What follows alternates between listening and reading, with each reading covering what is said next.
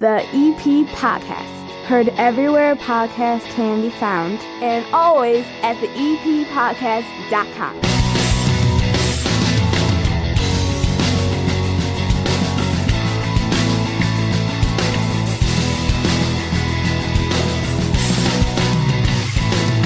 This episode of the EP Podcast split into 3 different sections today. Hi, my name's Chris. You're listening to Evergreen Park's podcast, the EP Podcast. And today we announced the entire field of 32 in the Battle of Evergreen Park. The number 1 seeds in all of the pods were announced a couple weeks ago, but the contest really starts over the next week. And then for the remainder of August, you, the listener, the people of Evergreen Park, will be voting round by round, matchup by matchup to see who will be the champion of Evergreen Park this year. And new this year, I have a prize. I didn't have a prize last year, and I was thinking to myself, we need a prize, something that's valuable to an Evergreen Park business. And so what I'm going to do is give away a month of free advertising anywhere on the Broadcast Basement On-Demand Radio Network to the winner of the Battle of Evergreen Park, so they can run their ad on the EP Podcast, telling everybody in Evergreen Park about them. Extra promotion after winning the Battle of Evergreen Park. Or they may say, hey, I want to be on Socks in the Basement. Over 1 million listener streams in the last calendar year. I want my message on that. Sure, the team is terrible, but the podcast is huge. They could pick that one as well. Lots of other options. We'll run it all down for the winner. One business that does not need to win because they have been sponsoring this show for years, the First National Bank of Evergreen Park. Your child's bright financial future starts with learning good money habits early in life. Help your kids get ahead with a Junior Savers account from the First National Bank of Evergreen Park. With a Junior Savers account, kids can earn interest on every dollar they deposit. That way they get to watch their money grow. They get a statement in the mail every month. I could show it to my little guy. Plus, my account is connected to his. If somebody gives me a gift for him, it's real easy to deposit and then move it over to his account. And eventually he can graduate into a big kid account, a young adult account. Maybe he gets a business account one day, takes over the world. Get into the First National Bank of Evergreen Park in that iconic building at 95th and Pulaski, member FDIC. I mentioned an episode in 3 parts. Part 1 will be 1/2 of the 32-team field in the Battle of Evergreen Park. Then we're going to have a great Health Corner segment with OSF Little Company of Mary. It's perfect for returning to school. And then after that, along with giving you your EP Podcast word on the street, you get the other 16 in the field of 32 for the Battle of Evergreen Park.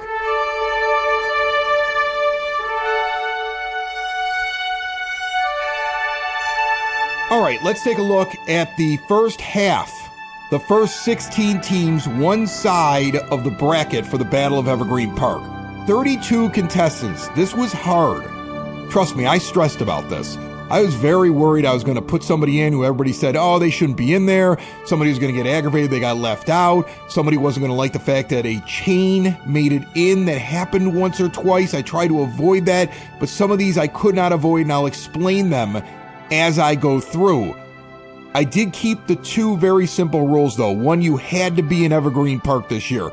None of these just outside of the EP, people like to go across the street, none of that.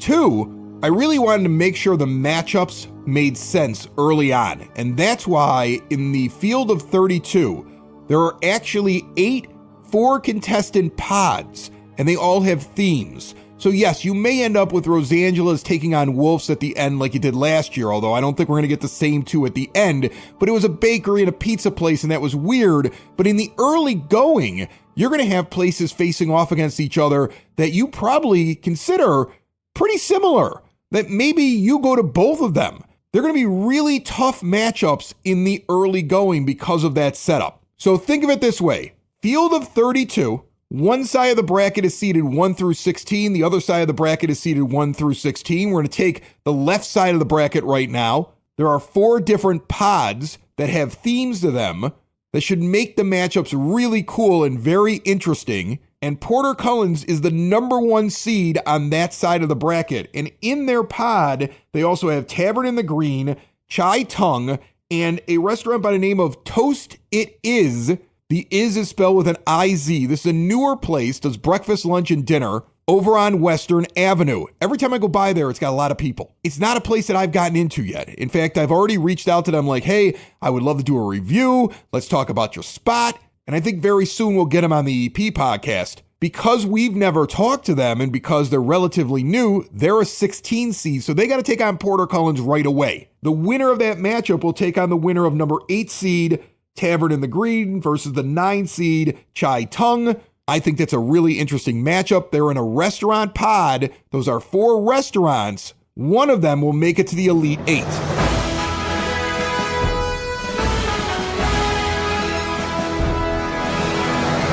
The other straight up restaurant pod B, has the 4 seed in it, Spoken Vine. Unidad, TT's, and the Saucy Crab also sit inside of this pod. I love this bracket because it's going to cause people a lot of trouble trying to vote. Like, you're going to do the majority of your voting through Facebook and through the eppodcast.com. You're going to follow us on social media so you can find out when to vote, see updated grids, see everything that's happening in the contest, follow along.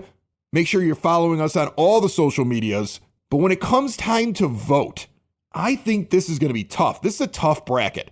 Spoken Vine has the advantage in my mind because they almost beat Rosangela's last year in the Elite 8. It was close, and Rosie's goes on to win the whole thing. So I think they get a very, very good presence on social media, and they're a year in now. They did that when they were a brand new restaurant. It was just the hype. Now a lot of people have gone to Spoken Vine. You know we love it. They're the 4 seed. They take on the 13 seed, the Saucy Crab over on Western Avenue, and then TT's a 12 seed will have to try to upset Unidad that is located right along 95th, one of the original advertisers on the EP podcast.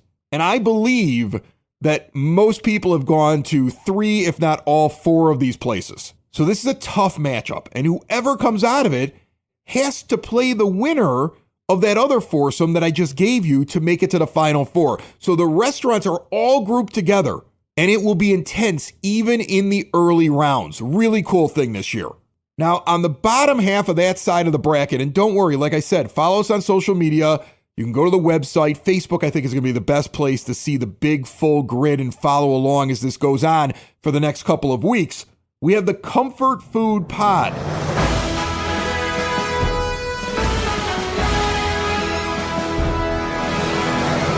Happy's is the overall 3 seed on that side of the bracket. They're going to take on a place that's over on Western Avenue that's brand new in the last few months. But my daughter, who's on her way to college in a couple of weeks, we're all very excited about that. I'm nervous. She told me if we're going to have a comfort round pod, we had to have a ramen place. Ichido Ramen, located on Western, will take on Pappy's. They're the 14 seed against the 3 seed Pappy's. And I think it's kind of funny because she worked at Pappy's for the last 2 years, worked her last day just a few days ago, and I took her other suggestion and I put them head to head in the first round. La Cocina Jalisciense will take on Wojo's in that pod as well. Wojo's is the 6th seed. La Cocina is the 11.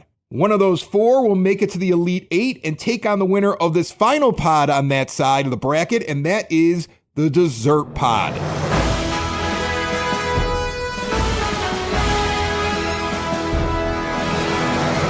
This one's tough. It's very hard to find 4 places that do desserts in Evergreen Park, like exclusively.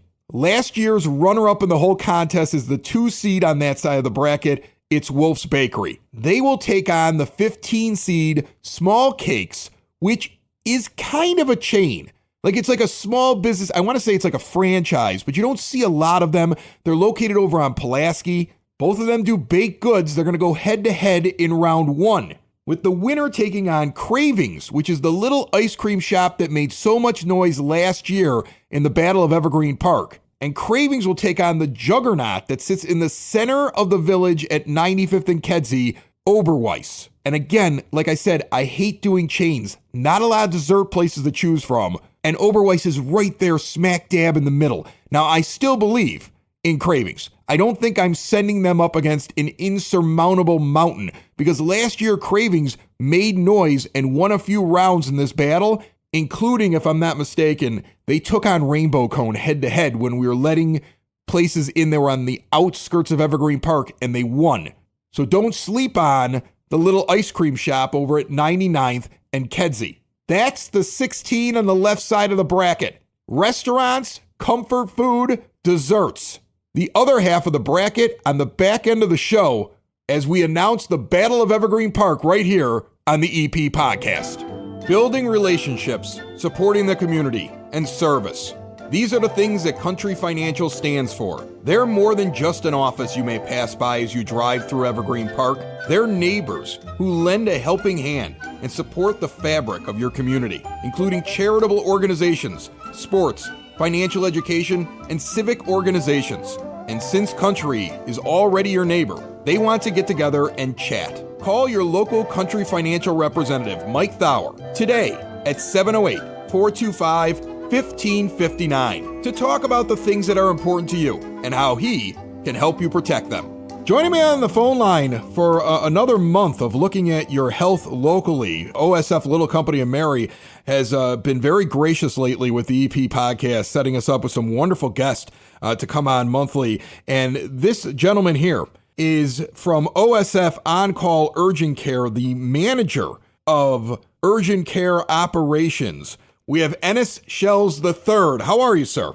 I'm great, Chris, and yourself? I'm good. Just kind of scrolling through like 15 emails there to be able to make sure I got that right.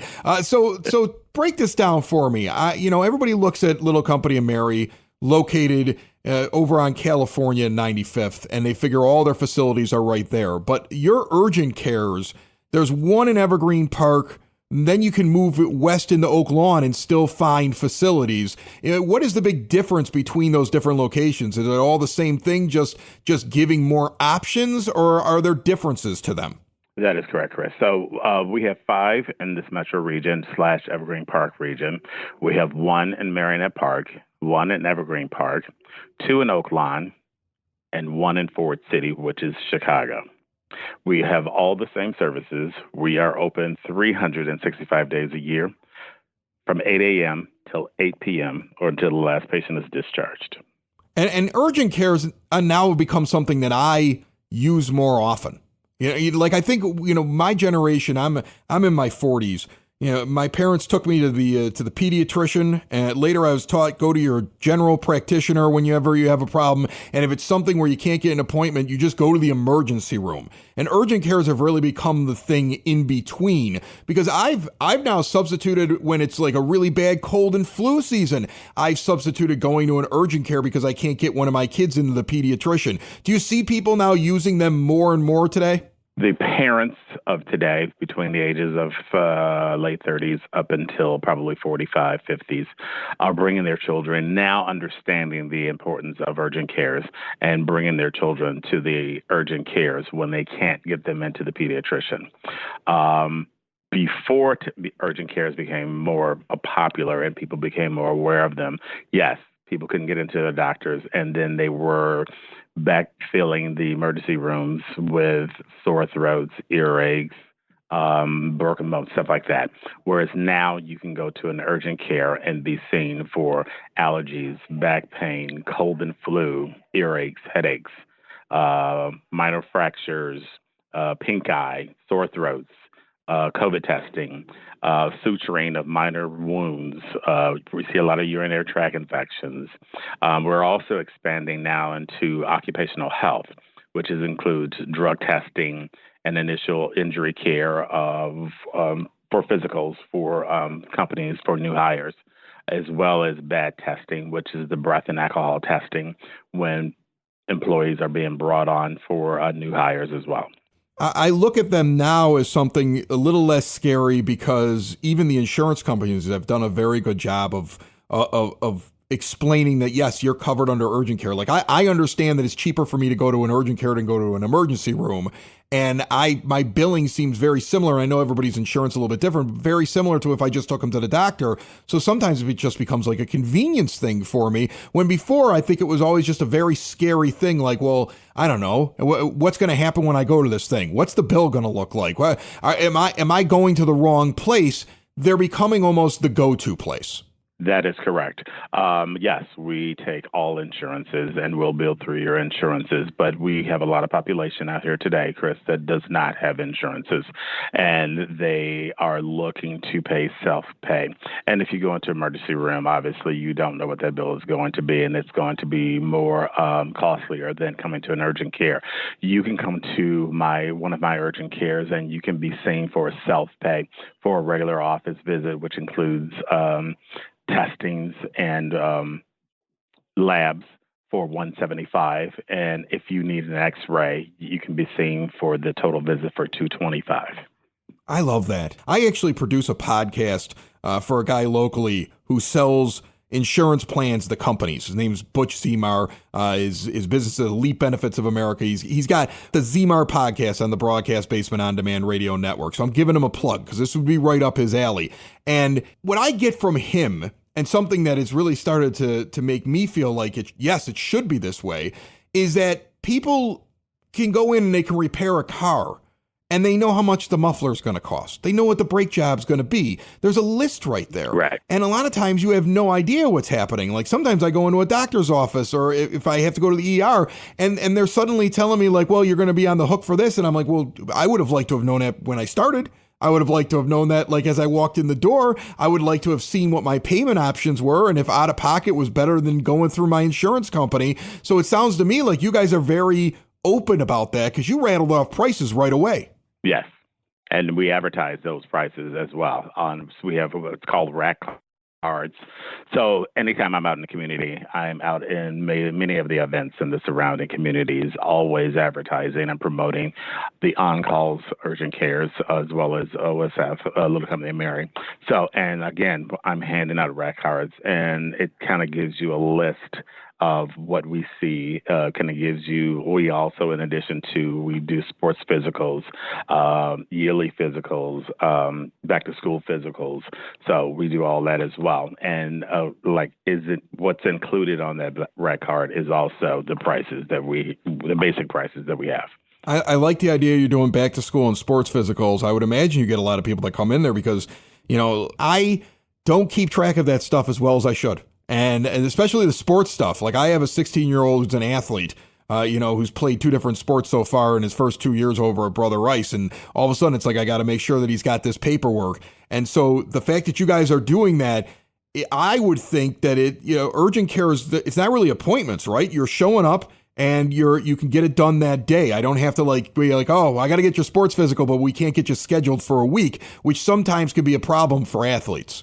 Absolutely, Chris. I mean, I've been here. Sometimes I'm here, depending on staffing and how busy the volumes of the clinics are, well into the evening. And a few weeks ago, I had a dad come in and literally his son needed that physical before 6 p.m. that day and ran over to us at about 4:15. And we were able to get him seen, get the paperwork filled out, and get him back to his training camp so that he can move forward with his sports.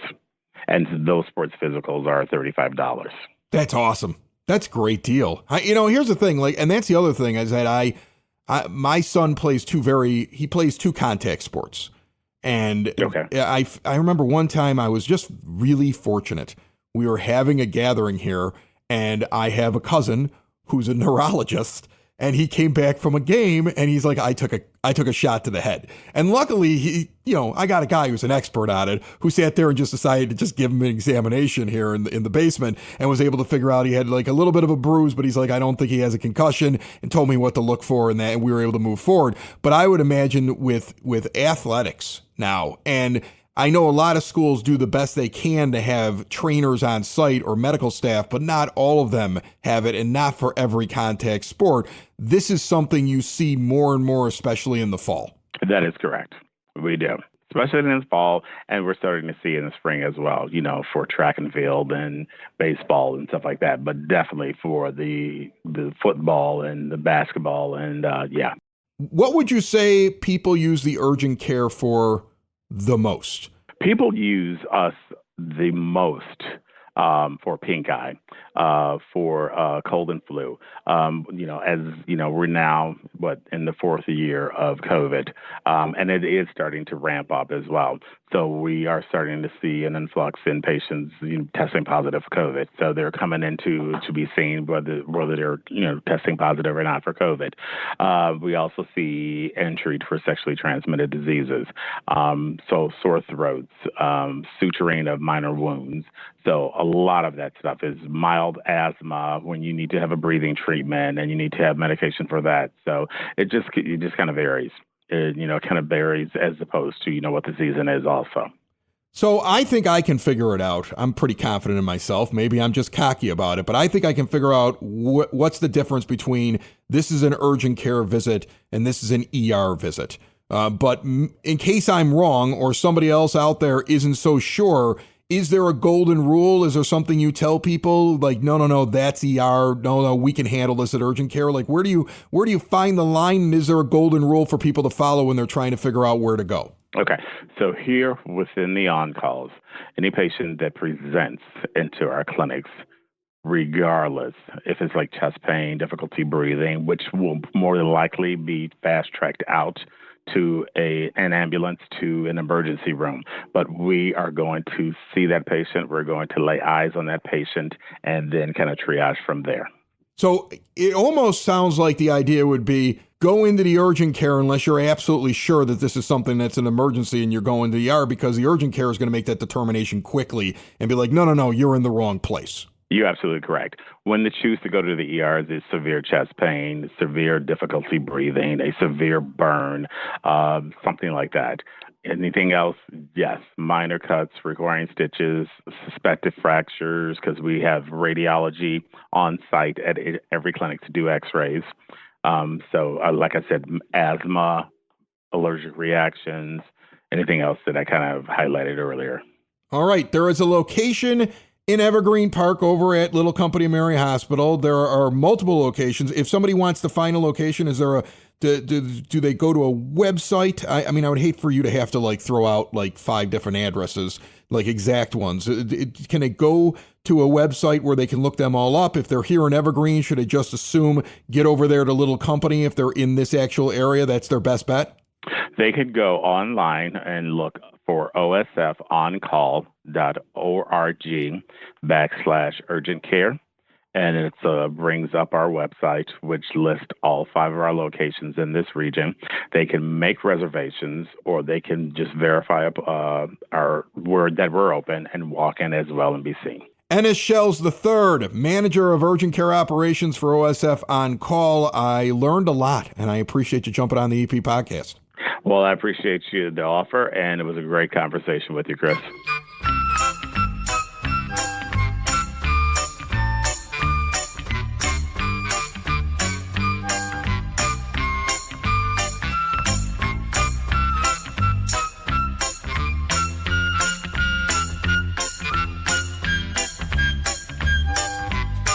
It's now time for your EP podcast, Word on the Street, brought to you proudly by Spoken Vine Wine Bar and Bottle Shop, northeast corner of 95th and Kedzie. A 4 seed on the left side of the bracket in one of the restaurant pods. You heard their first round matchup, the Saucy Crab.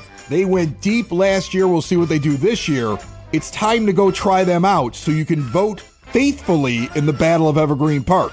So many wines, an incredible menu, 21 and over establishment. What a great place to go and make new friends and hang out with your current friends. See more at SpokenVineWines.com.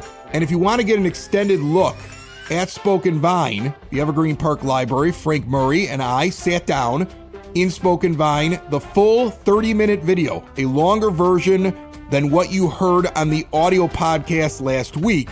Multiple dishes, brand new at Spoken Vine. We had an awful lot of fun. That's up on our YouTube channel. Check it out. Look for the EP podcast on YouTube. The library having its Windy City Thunderbolts fundraiser, all benefiting the library, face painting, live animal show, post-game catch, autographs with the players this Sunday, August the 11th, 1:05 p.m. If you go to purchase tickets through the team, the group password is library. Get more details at evergreenparklibrary.org. Meanwhile, August the 9th, that's this Friday, 6 p.m. to 8 p.m., The Green Unplugged returns, an acoustic music night at the driving range over at Sexton Park. Todd and Connie's Acoustic Thing is going to be playing. Food, drinks available for purchase. That's 91st and Rockwell, August the 9th, 6 to 8 p.m. On Sunday, August 11th, Rick Lindy and the Wild Ones perform at 6 p.m. at Klein Park as the summer concert series continues. Bring your blankets, your lawn chairs, pack a picnic basket. Now the bad news. CSX is closing down 95th Street. I mean, you want to love the trains, but you really can't, can you? They have just notified the village of an upcoming temporary closure of the railroad crossing at 95th and Rockwell, and it kicks off on August the 19th. This closure at 95th and Rockwell is going to last all the way until September the 3rd.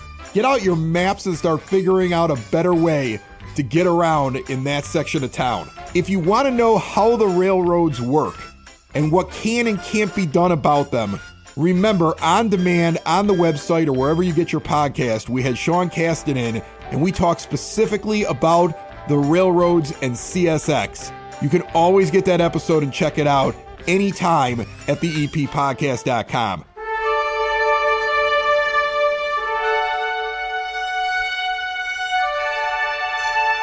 All right, we're running out of time. I want to give you the other half of the bracket, the right side of it. Remember, follow us on social media. Facebook is probably the best this year for the Battle of Evergreen Park. You're going to see some stuff on Instagram, a few little things on Twitter, but the vote's going to basically run through the website at theeppodcast.com and on Facebook. It's like the easiest way for us to do it, and it kind of helps us stop bots. It helps us make sure the vote is fair. And that's what we're going to try to do this year. We want the vote to be as fair as possible in the Battle of Evergreen Park. Now, expanding to 32 seeds, we put a couple places in that don't serve any food, any beer, any wine. You wouldn't eat there. But there are enough of these type of places in Evergreen Park that they got themselves their own 4-contestant pod. A perfect example of this is the Fitness Pod, new to the Battle of Evergreen Park. Core Fitness and Physical Therapy, overall 3 seed, will be taking on the Stone Age Athletic Club. You may have seen them, Kedzie near 103rd.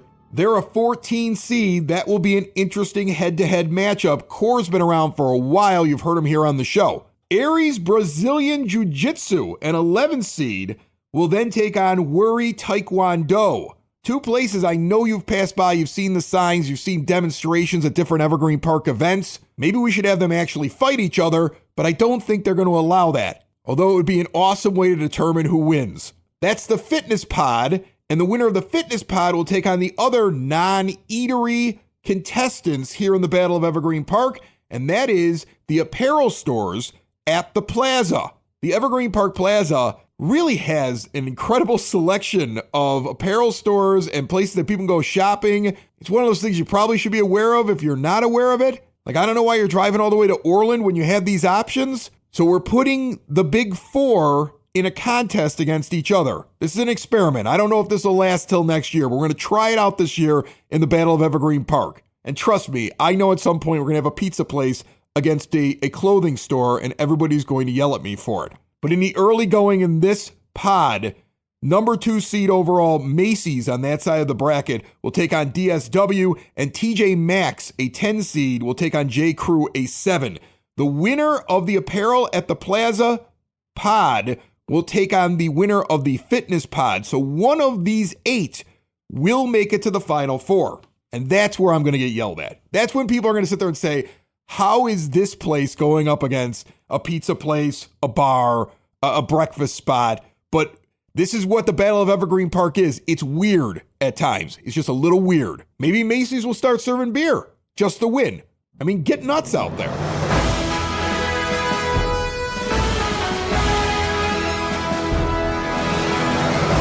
The final 2 pods, one is the Pizza Pod. It's got the number 1 seed, Rosangela's, in it. They'll take on the number 16 seed on that side of the bracket, Slice Factory, located over on Pulaski. And then we have Durbin's, who does pizza. I get the coupons all the time, man. They got good pizza over at Durbin's. They're the 9 seed taking on the 8-seeded Baracos. So Baracos versus Durbin's is going to be a slobber knocker. I would say. That's going to be an interesting one. And the winner of that, taking on the winner of Rosangela's Slice Factory, one pizza place will make it to the Elite Eight. 3 others will fall in the Battle of Evergreen Park early.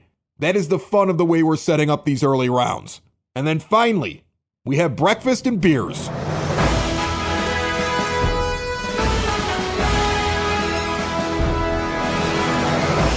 I had to make this one up. We have 2 bars that are basically just bars, but they have to be included, and 2 breakfast places that have to be included in the Battle of Evergreen Park, hence the Breakfast and Beers pod, which the winner will take on the Pizza Pod. Hart's Saloon will face off against the American Legion. Both have really good bars. Great place to sit down, have a beer, talk with strangers. Bialys, the 12 seed, will take on the Golden Griddle, the 5 seed, on the breakfast side of that. The winners of each will determine if you prefer beer or breakfast, and the winner of that will run into the pizza group, and the winner of that will probably face an apparel store or a fitness location. This other side of the bracket's weird. I know it's weird, but I wanted 32 this year because people enjoyed the Battle of Evergreen Park last year. Again, follow us on social media. This is kicking off in just a few days. Grids are going to be up over the next 24 to 48 hours for you to peruse them. Voting will be starting likely before we even get to next week's show. Get details on when to vote on your Twitter, on your Instagram. Probably get to vote directly through Facebook. So definitely follow our Facebook page. And we have a group now, an EP Podcast group. So there's plenty of ways to make sure you don't miss out. You can go to the eppodcast.com and get on our email list. So you're going to get updates that way. And you should be able to find a place to vote on the website as well. The Battle of Evergreen Park, an August tradition here in the EP. Ring the bell. It's time to go. It's the EP Podcast, all things Evergreen Park. It's the EP Podcast, Evergreen Park.